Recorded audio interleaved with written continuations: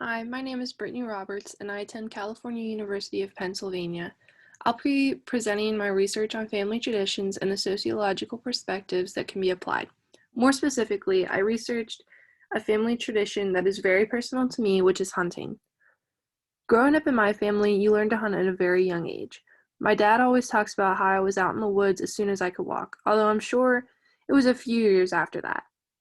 Every year around October and November, my family gets together during whitetail season and we do deer drives and then process the meat that we are provided. To us, this is a family tradition.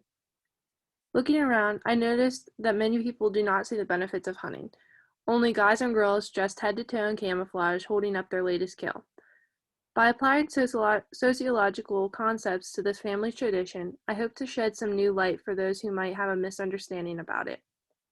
Some basic definitions might include culture, which are values that members hold of a group, norms they follow, material goods they use, and the languages and symbols they use to construct their understanding of the world. This can be definitely applied to the basic concept of hunting itself. Now, let's look deeper into the constructs of the culture. Norms are principles or rules of social life that everyone is expected to observe.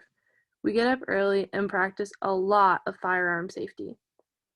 Values are abstract ideals such as family traditions in and of itself.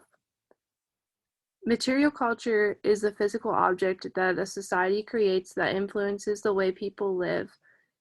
In our case, that would include firearms, camouflage, and our gear. Things like that. Socialization is how children develop awareness of social norms and values and achieve a distinct sense of self. And as I said before, the kids in my family start out hunting at a very young age. Using hunting as an example of culture, the kids in my family are socialized at a very young age in order to develop awareness of the norms and values that my family holds. On to self-identity. This is the ongoing process of self-development and definition of our personal identity through which we formulate a unique sense of ourselves and our relationship to the world around us. Now, being an adult who has grown up around the idea of this type of culture, I tend to self-identify with the concept of hunting. It's a lifestyle for me that I'll continue to pass down through generations. And then finally, I just want to look at groups, both primary and reference groups. The primary group is characterized by intense emotion ties, face-to-face interaction, intimacy, and strong enduring sense of commitment. The reference group is a group that provides a standard for judging one's attitudes or behaviors. Both of these groups could be applied to the group that I hunt with. As a family, we are extremely close emotionally with very tight bonds and a strong sense of commitment. And then along with that, while I'm hunting, I judge myself based on what I see others in the group doing. If I see that someone else is doing better using a different technique than I am, I'll try that next time. In my family, hunting is our favorite family tradition. It's just as normal as decorating the Christmas tree every year or having the annual Easter egg hunt. We're exposed to it from a young age, along with the time and effort that it takes to prepare and put food on the table. Hunting has given me an appreciation for animals that provide for us. My goal is to set an example for my younger cousins because now I'm a part of their reference and primary groups with things that I've learned from my uncles, cousins, and grandparents. Being exposed to hunting from a young age has taught me so much concerning animal patterns in the way of the woods.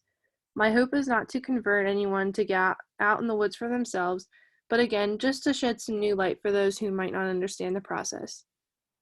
And then I've added some of my favorite pictures to the presentation, which include myself and my dad's spring gobbler from 2010, and then my dad's 2008 buck, which my Uncle Anthony is holding up.